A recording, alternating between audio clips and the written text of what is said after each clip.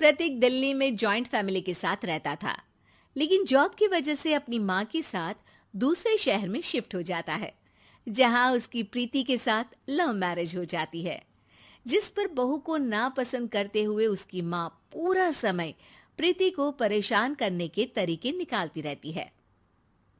प्रीति, कहाँ हो? सुबह का नाश्ता दोपहर में खिलाओगी क्या? इसमें प्रीति और प्रतीक ऑफिस जाने के लिए तैयार हुए कमरे से बाहर आते हैं, जिसे देख सास प्रीति पर भड़कने लगती है। महारानी, तुम सुबह सुबह तैयार होकर घर का सारा काम छोड़कर कहाँ चल दी? जी वो ऑफिस। हैं? तुम ऑफिस जाओगी तो घर में जो सफाई, नाश्ता, खाने का काम है वो क्या मैं करूंगी? माँ, मैंने उससे वादा किया था कि वो जॉब कंटिन्यू कर सकती है।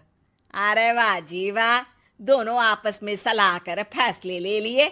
मैं क्या यहाँ बेवकूफ बैठी हूँ? मुझसे पूछना किसी ने जरूरी नहीं समझा? मम्मी, आप फिक्र ना करें, मैं आज ही रेजिग्नेशन दे दूंगी। प्रीति ऑफिस के लिए चली जाती है और अगले दिन से जॉब छोड़ घर के कामों में लग जाती है, लेकिन साथ ही उदास भी रहने लगती है, जिसे देख प्रतीक को अच्छा नहीं लगता।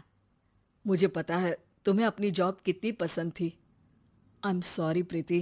अरे कुछ नहीं होता, बस मम्मी खुश रहनी चाहिए। अब प्रीति अपनी सास को खुश करने और उनका दिल जीतने की जी तोड़ कोशिश करती रहती है, पर सास कभी उससे सीधे मुंह बात तक नहीं करती। इसी तरह दिन बीतने लगते हैं। एक शाम प्रतीक ऑफिस से परेशान घर वापस आता है।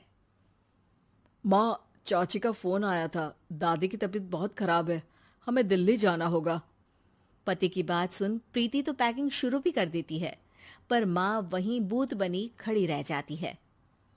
लगता है मम्मी अपनी सास से बहुत प्यार करती हैं, तभी उनके बीमार होने की खबर सुन शॉक में आ गई।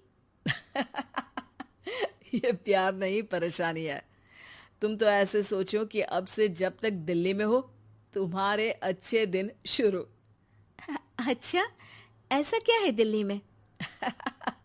वो तुम्हें कुछ ही घंटों में पता चल जाएगा। सास के रिएक्शन और पति की बात से कंफ्यूज्ड प्रीति दोबारा पैकिंग में लग जाती है, जिसके बाद कुछ घंटों का सफर तय कर तीनों दिल्ली पहुंच जाते हैं, जहां घर के अंदर पहुंचते ही लोगों की भीड़ देख प्रीति परेशान हो जाती है। हे भगवान, इतनी भीड़! प्रतीक, कहीं तुम्हारी दादी को कुछ हो तो नहीं गया ना? पागल, ये भीड़ नहीं, मेरा परिवार है। क्या? इसे तुम परिवार कहते हो? अरे इसे तो जिला घोषित कर देना चाहिए। तुम्हारा परिवार का तो अपना पर्सनल बिग बॉस बन सकता है। हैरान परेशान प्रीति परिवार वाले सदमे से बाहर निकली भी नहीं होती कि सिर पर पल्ला रखे शांत तरीके से सबके साथ बात करते हुए अपनी सास को देख उसे दूसरा सदमा लग जाता है। हाय राम, ये मम्मी का ऐसा भी कोई रूप है? ये तो मुझे पता ही नहीं था। ये तुम्हारी सास का ससुराल है। तभी प्रतीक की बहन बोल पड़ती है। यहाँ आपको ऐसी ऐसी चीजें देखने मिलेंगी जो सपने में भी सोची नहीं होंगी। हाँ, ये कुछ दिन तो बहुत इंटरेस्टिंग लग रहे हैं। सब एक साथ दादी के कमरे में जाते हैं, जहां पहुंचते ही उसे दादी की आवाज सुनाई देती है। क्यों रे, सास से मिलने की फुर्सत मिल गई? दूसरे शहर जाकर छूट क्या मिली? तुम तो भटकता पंछी बन गई। इतने समय में ये तक नहीं पूछा कि जिंदा भी हूं या मर गई। प्रीति की सास अपनी सास के पैर छूती है। अरे कैसी बात कर रही है मम्मी, आपको तो मेरी उम्र भी लग जाए। अरे बस कर, ये झूठी उम्र देने वाली बातों का दिखावा ना कर। तेरा बस चले ना तो जो मेरी बची कुची जिंदगी है वो भी अभी खत्म कर दे। अरे बहू कहाँ है? इस पर सास प्रीति को दादी से मिलवाती है। दादी प्रीति को बहुत प्यार देती है। क्यों बहू, तेरी ये सास परेशान तो नहीं करती ना? अगर करती है तो अभी बता दे, मैं इसकी क्लास लगा दूंगी। अरे कैसी बात कर रही हैं माँ जी, भला मैं क्यों किसी को परेशान करूंगी। प्रीति अपनी सास का ये रूप एंजॉय कर ही रही होती है कि तभी चाची वहां आकर प्रीति को अपने साथ ले जाती है। सास की क्लास लगते देख जो खुशी मिल रही थी वो तुम्हारे चेहरे से साफ पता चल रही थी, इसीलिए ले आई, क्योंकि अगर उन्हें पता चल जाता तो तुम्हारी खैर नहीं थी। थैंक यू चाची जी। चाची और प्रीति घर में झूले पर बैठी बात कर ही रही होती है कि उसकी सास भी वहां आ जाती है। मतलब यहाँ सारा काम मैं करूं और तुम बैठी हंसी ठिठोली करो? अरे चलो जाओ खाना बनाओ।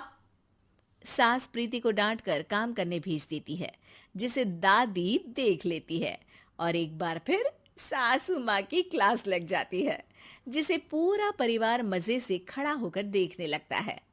क्यों रे, मैंने तुझे काम बोला और तू उस बच्ची को परेशान कर रही है? सास की कोई इज्जत रह गई है इस घर में या नहीं?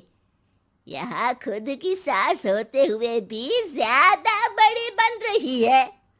अब नहीं मम्मी जी, मैं तो बस थोड़ी मदद के लिए बोल रही थी। सास रसोई में जाकर काम करने लगती है और दादी प्रीति को लेकर वहां से चली जाती हैं।